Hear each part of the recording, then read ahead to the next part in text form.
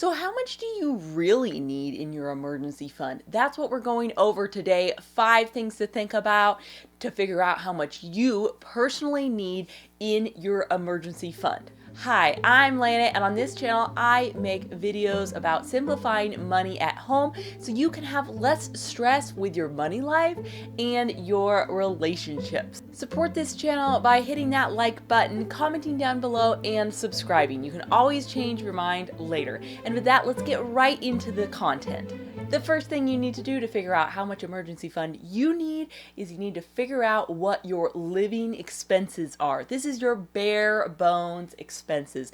This is not any discretionary. This is not any trips or anything that you don't need, because your emergency fund is for a rainy day, and in a rainy day, I'm not going to be buying fancy new shoes or anything like that. So this is different than your monthly budget, because your monthly budget includes all those extras and the padding and whatever else is important to you, but the emergency fund is your pared down amount of what would it take to keep us alive and keep us in heat and housing and stuff like that. Don't forget to include your personal expenses and your debt payments in this calculation.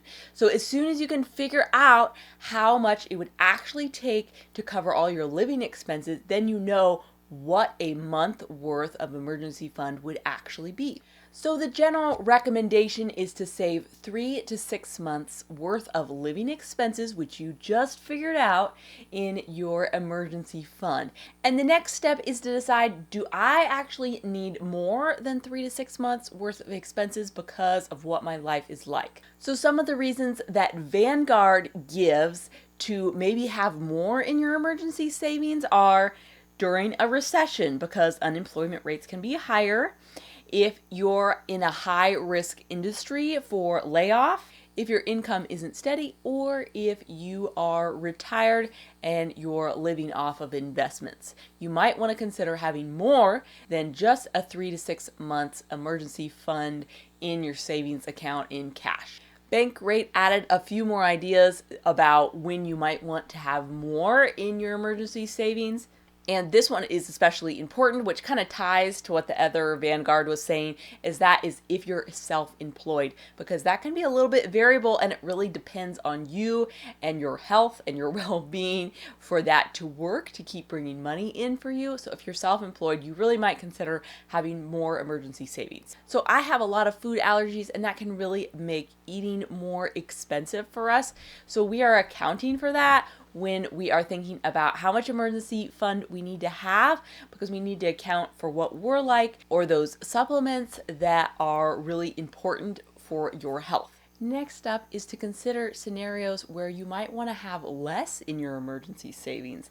I never considered this before, but I think this is a really good point. So Bankrate had a few ideas about when you might want to save less in your emergency savings.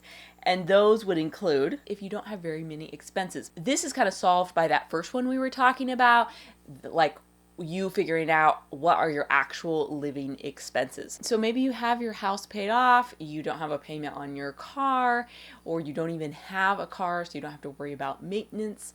Maybe you've kept your expenses really low, and that means you don't need as much emergency savings, which is pretty handy. Maybe you don't have any dependents. Maybe no one is relying on you. If you have children, you gotta make sure you have enough in your emergency fund to cover all of their expenses also. Maybe you don't want as much in your emergency savings if you have credit card debt. If you're really attacking some high interest credit card debt, it may not be worth it to have all your money in your savings account where it's not doing you any good, but it could be really saving you tons of money in interest if you actually throw all your emergency savings towards your credit card payment. This kind of goes along with how Dave Ramsey thinks you should save just $1,000 of an emergency fund and then start tackling your debt. This goes before building that 3 to 6 months worth of emergency savings. And maybe $1,000 isn't quite enough, but it's something. And if you're focusing on paying off that debt, it might not be the wisest move to have a ton of emergency savings. And maybe you don't want as big of an emergency fund if you're really trying to focus on planning for retirement and saving for that.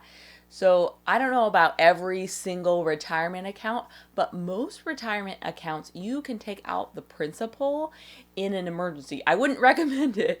I would not take out your principal or the things that you have personally contributed to your Roth IRA or your 401k. I definitely wouldn't recommend it if you can avoid it. But in an emergency, you could take that money out. And those retirement accounts are getting way better interest than any sort of savings account that you could find. Next up, to figure out how much emergency fund you need to think about what is this going to be used for, or what could this be used for? So what things qualify as an emergency for you, and what would that look like? So maybe an unexpected car repair, and maybe that's $1,000. Or maybe an unexpected extra medical expense, an extra medical bill, and maybe that could be thousands of dollars. Or maybe your emergency fund would be used for a loss of a job. You would use that money to live off that emergency fund. Or maybe you're thinking, I'm going to use my emergency fund to transition from a job I don't like so much to a job that I like better. There's actually a really awesome money story in my video about how to be recession ready, and it's about using your emergency fund for a job transition. So check out that video after you finish up here. And lastly, to think about when you are building your emergency fund is that something is better than nothing. Maybe all of this sounds so daunting and you started calculating your living expenses and you're like, oh man, 3 months sounds ridiculous. That sounds like so much money. I can't imagine saving that much. But start small. Do what you can now. Maybe it's not ideal. Life is never ideal and never perfect. So do what you can, save the emergency fund that you can right now, and don't worry too much about the rest. Some amount of emergency fund is always better than no amount of emergency fund. So do the best for you right now. If you have a money story that you want to share, shoot me an email. I'll also have that in the description along with the links from the 2 articles that I was discussing today. Thank you so much for watching. I really appreciate it. Please like this video and subscribe, ring that little bell so that you don't miss any upcoming videos. Hope to see you in the next one. Bye for now.